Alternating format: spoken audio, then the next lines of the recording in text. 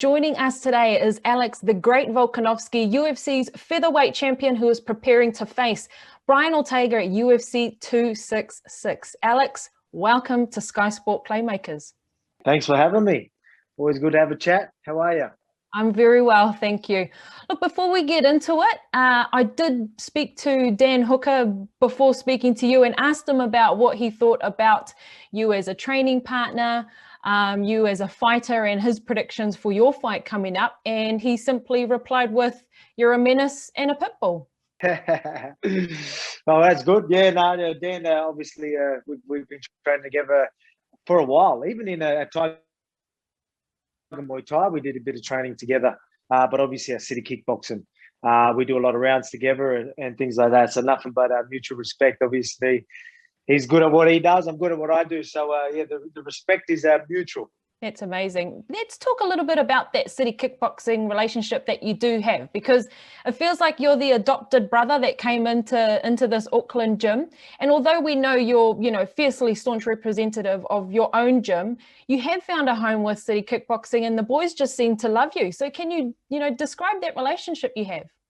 Yeah, we've got a good relationship with them. So, I still feel like yeah, you wouldn't even just say part of the team, part of the family. You know what I mean? They've got a real family environment, and they've welcomed me and my head coach Joe Lopez as a part of their family. So we're close. Obviously, a lot of blood, sweat, and tears in the gym together. So we usually do our camp. Like obviously, we've been there how many times? Doing our camp there. Obviously, helping each other. I even go there out of my camp to help some of the boys in their camp.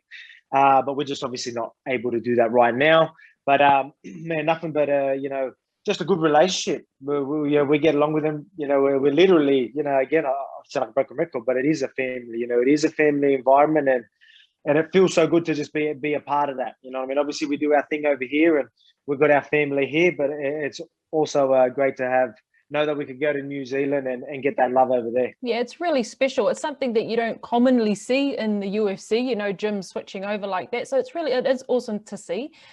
Talking about you and your preparations, though, we're talking about lockdowns over here in New Zealand, but they're obviously going on over in Australia as well.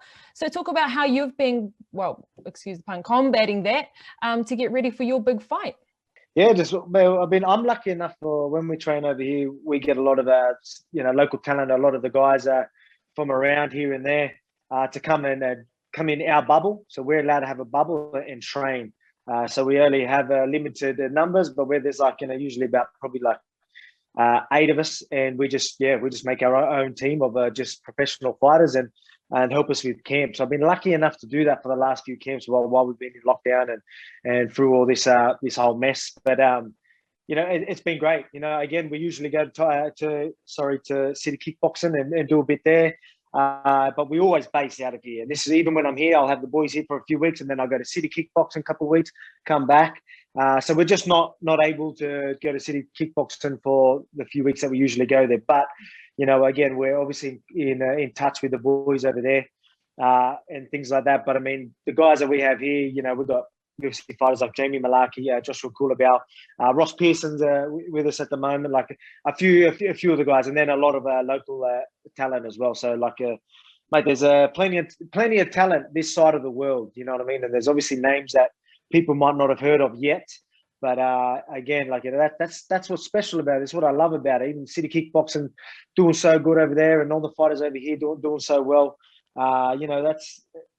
It's big. You know what I mean? That's why me going out there and being able to just be in lockdown and have a few training partners go out there. I'm going to defend that belt. I'm going to win. I'm going to bring that belt back to Australia and then say, you know what I mean? We did it. Just we don't need anyone else. We're on this side of the world. City kickboxing, they've proved themselves as well. We don't need these big gyms in America and all this type of stuff. We've got some of the best fighters and the best talents around, this part of the world. And, I'm glad to be a part of that and sort of prove that.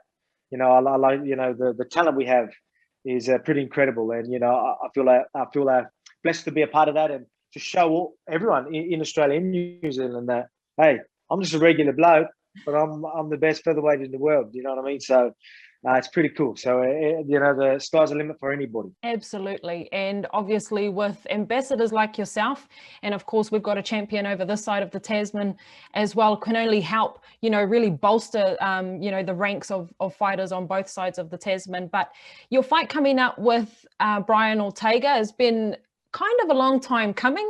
And I want to talk a little bit about The Ultimate Fighter and how you both coached sides for the same season. Did it give you a little bit of insight into Brian Ortega, first as a person, and secondly, maybe a little bit more information of an opponent that you might not regularly have? Yeah, definitely. I guess you're going to find out more about anybody when you're with them so much. I've never spent so much time with an opponent that I'm going to be facing within a few months. So we're there, and then not only being with them, competing with each other. We've got teams and things like that, and obviously, you might get egos involved. Some words are going to be said. A bit of banter might start off with banter, but things might seem a little more personal. And then, even though we were, there was no bad blood, there's no crazy bad blood right now, but to say it's exactly the same as it was before Ultimate Fighter would be a lie. We had nothing but respect going in that first one. Now I respect all fighters, anyone that steps in the cage. I'm always going to have the respect as an opponent, but at the same time, I'm a professional. He showed me things that, I believe that he is nowhere near as professional as me. And I'm all about that professionalism, being on time and all that type of stuff. You know what I mean? Being not only like we were coaches, but being a training partner. So the guys that are going to bust their ass for me, I'm going to bust my ass for them. And I show that sort of love and all that type of stuff. I feel like he was lacking a lot there. Being late, and I just, I felt like he was just, going along for the ride. But I was committed because that's the type of guy I am. You know what I mean? If I'm going to commit to something, that's exactly what I'm going to do. Even if I don't get the boys a contract, I'm going to make sure I can sort of improve their career as much as I can, whether it's just knowledge or whatever it is. And that's the difference between us. He plays like that's the type of guy he is, that he's such a caring sort of guy. And again, I don't think he's the worst human being, but I mean, he showed me that he wasn't exactly who I thought he was before the show started. All right. And not just that, even there's things during the Ultimate Fighter that as a fighter and his commitment to even training, being late and things like that, and sleeping into 1 o'clock in the afternoon and things like that. You know what I mean? I'm just sitting there and I'm just like, nah. I feel like there's no way he's committed and as dedicated as me and as professional as me. And that there's no way I'm going to let someone like that even get close to me. So that's extra drive for me. What that really says to me is, the responsibility of even holding that belt is a big, is something really huge to you. And it's more than just jumping into a title fight and, getting the belt. There's a lot that encompasses it, the work ethic, the championship mentality. How much does this motivate you to know that you, in your mind and heart, are the worthy opponent of that featherweight title? Oh, man, you're exactly right. And even you hear him talk and things he says, like he's not even committing to being a champion. He's already talking about, you go up in different divisions and whatnot. He's sort of, used to live this sort of rock star sort of life. I still believe he's still got that in him. You even hear him, I don't even know if he thinks he can win. There's certain things that I hear him say. He just doesn't feel like he's really committed to this division, committing to being the champ of this division. And, when you're the champ, that ain't it. You don't get the belt and you're like, oh, cool, we can sit back.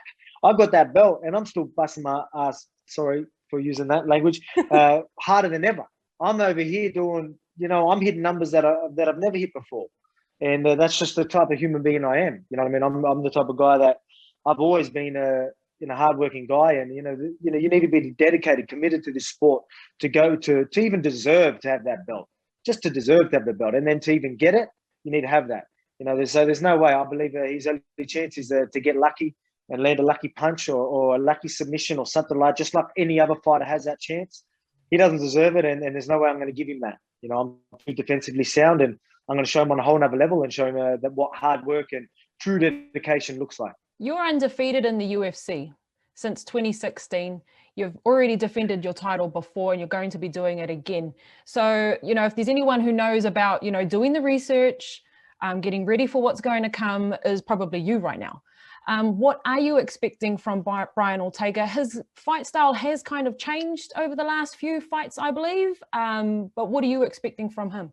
Man, the thing is, you can see that he has evolved as a fighter. You can see that, that time off that he had after his loss to Max, he definitely did go and work on some things. And he looked great against Zombie.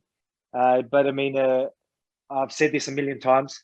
I believe that he's still working on these things. And again, like I believe there's levels. I don't want to be, I don't like sounding like the cocky type of person. But I'm right up there. And then again, I believe the other fighters, they're down here. He showed that he is above some of them, but he is not. He is not where I am. And, I'm going to show that come fight time. Obviously, I can't give too much away.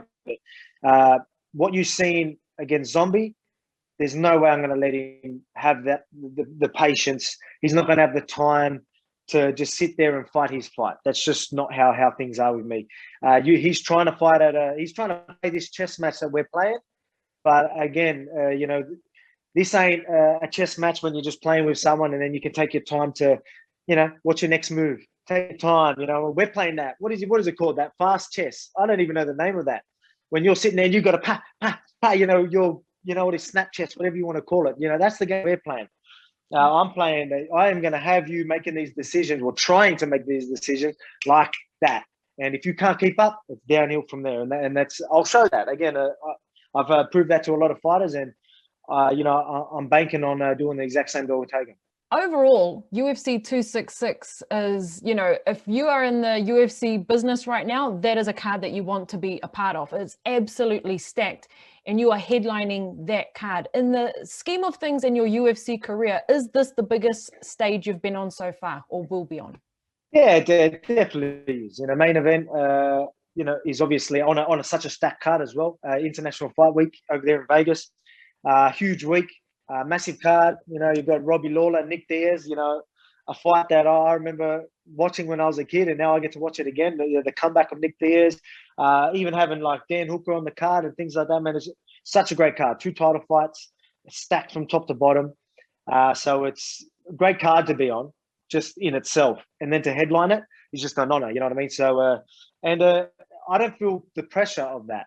I bring it on. I want to go out there and I want to make the biggest statement I can while everyone's watching.